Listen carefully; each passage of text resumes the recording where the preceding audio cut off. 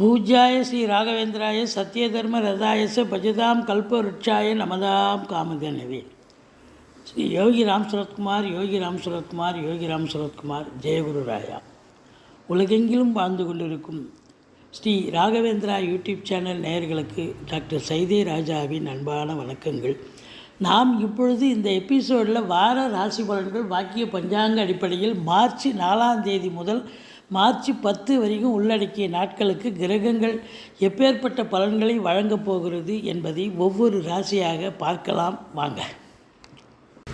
மிதுன ராசி காலபுருஷனுக்கு 3வது ராசி. புத பகவான் ஆட்சி பெறும் வீடு. மிருக சீரிஷம் 3-4 பாதங்கள், திருவாதிரை புனர்பூசம் 1-2-3 பாதங்கள் உள்ளடக்கியது. இந்த ராசிநாதன் உங்களுக்கு இப்பொழுது எங்கே இருக்கிறார் அப்படின்னா 1க்கும் 4க்கும் ஆதிபத்தியம் உடைய புத பகவான் 10ஆம் இடத்தில் அமர்ந்திருக்கிறார்.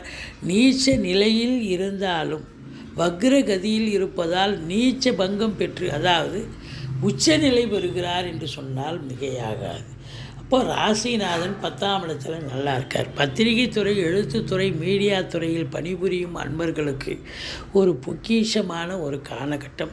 இந்த கணக்கு எழுதுகிறவங்க, ஆடிட்டரு, இந்த வங்கிகளில் பணிபுரியும் அன்பர்கள், மற்றபடி டாக்குமெண்ட் ரைட்டர்ஸ் இவங்கெல்லாம் இருப்பாங்க இல்லையா, இவங்களுக்கெல்லாம் ஒரு சிறப்பான ஒரு காலகட்டம். புதனுடைய ஆதிக்கம் ஆடிட்டரு, இந்த ஆசிரிய பெருமக்கள், பேராசிரியர்கள், இலக்கியவாதிகள், சொற்பொழிவாளர்கள், ஜோதிட அறிஞர்கள், இவங்க எல்லாருக்குமே கூட இந்த வாரம் ஒரு மேன்மையான, ஒரு நல்லது நடக்கக்கூடிய ஒரு அற்புதமான ஒரு வாரமாக இது திகழ்கிறது. 3ஆம் இடத்தை குரு பார்க்கிறார். பிபிஓ, சாஃப்ட்வேர், ஹார்ட்வேர், தபால் தந்தி இலாக்கா, கொரியர் சர்வீஸ், விளையாட்டு வீரர்கள், வீராங்கனைகள், நடன கலைஞர்கள், ஸ்டண்ட் கலைஞர்கள், பின்னணி பாடகர்கள், இசை அமைப்பாளர்கள், இசை வல்லுநர்கள், சினிமா மற்றும் தொலைக்காட்சி பிரிவில் பணியாற்றக்கூடிய நடிகர்கள், டெக்னீஷியன்கள், எடிட்டர்கள், கேமராமேன்கள், புகைப்பட கலைஞர்கள், அத்துணை பேர்களுக்கும் வாய்ப்புகள் கதவை தட்டும். நல்ல சம்பாத்தியத்தை பார்க்க போகிறீங்க. இளைய சகோதர சகோதரிகளுக்கும் உங்களுக்கும் ஒரு அண்டர்ஸ்டாண்டிங் இருக்கும். ஒருத்தருக்கு அன்னோன்னு இருக்கக்கூடிய ஒரு நிலை, அதாவது கருத்து வேதம் இருந்திருக்கலாம் இது வரைக்கும். இப்போ ஒருத்தருக்கு ஒரு அண்டர்ஸ்டாண்டிங் இருக்கும். தூர தேசத்திலிருந்து நல்ல தகவல் வரப்போகிறது. எந்த ஒரு சிறிய முயற்சி எடுத்தாலும் அது பெரிய வெற்றியை தேடித்தரும். 4ஆம் இடத்துல கேது பகவான் இருக்கிறார். 4ஆம் இடம் என்பது மாத்ருஸ்தானம். தாய்க்கு தேக ஆரோக்கியத்தில் அக்கறை தேவை. ஏதோ உடம்பு முடியாமல் போய் மருத்துவமனைக்கு அழைத்து செல்ல நேரிடலாம். செலவுகள் ஏற்படும், மருத்துவ செலவுகள்.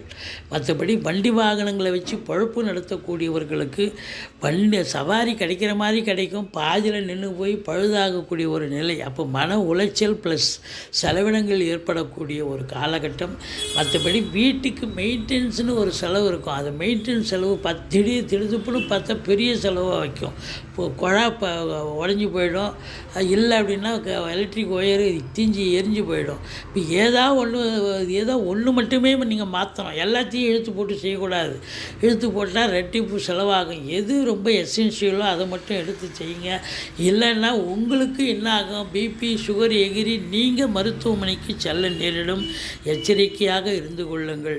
மற்றபடி படிக்கிற பிள்ளைகள் ரொம்ப நல்லா படிப்பாங்க. 5ஆம் இடத்தை குரு பார்க்குறார். ரேஸு, லாட்ரி சீட்டு, மற்றபடி ஸ்பெக்குலேஷன், அந்த ஷேர் மார்க்கெட்டு போன்ற இனங்களில் ஈடுபாடு காட்டுபவர்களுக்கு ஒரு சிறப்பான ஒரு வாரம். சந்தோஷமாக இருப்பீங்க. பூர்வீகத்திலிருந்து நல்ல தகவல் வரும். பிள்ளை இல்லாதவர்களுக்கு பிள்ளை பேர் கிடைக்கக்கூடிய ஒரு காலகட்டம். அதே நேரத்தில் பூர்வீக சொத்து பிரிச்சுக்காதவங்க இந்த காலகட்டத்தை பயன்படுத்தி கொள்ளுங்கள். கண்டிப்பாக இது யூஸ்ஃபுல்லாக இருக்கும் இந்த வாரம். அதே நேரத்தில் உங்களுக்கு 6ஆம் இடத்தை சனி பகவான் பார்க்கிறார். ருணரோக சத்துருஸ்தானம் என்று சொல்லக்கூடிய இடத்தை சனி பகவான் பார்க்கிறார். எதிரிகளால் தொல்லைகள் ஏற்படும். கடன் சுமை இருப்பவர்களுக்கு விழிப்புதுங்க வைத்துவிடும். அதே நேரத்தில் உங்கள் தேக ஆரோக்கியத்திலும் அக்கறை தேவை. மற்றபடி குறை ஒன்றும் இல்லை. 7ஆம் இடத்தை குரு பார்க்கிறார்.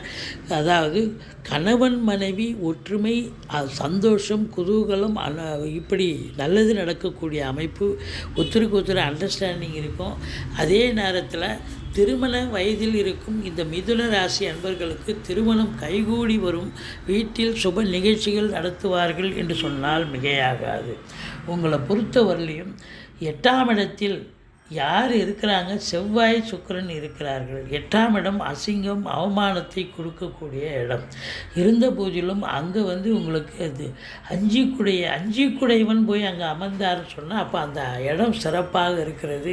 எந்த குறையும் இல்லை, எந்த அசிங்கமும் அவமானமும் ஏற்பட வாய்ப்புகள் இல்லை.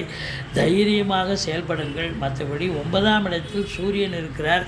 காரகோ பாவனாஸ்தி. தந்தைக்கும் உங்களுக்கும் கருத்து வேறுபாடு வரலாம். தந்தைக்கு செலவினங்கள் ஏற்படும். அவருடைய தொழில் சிறப்பாக அமையாமல் போகலாம்.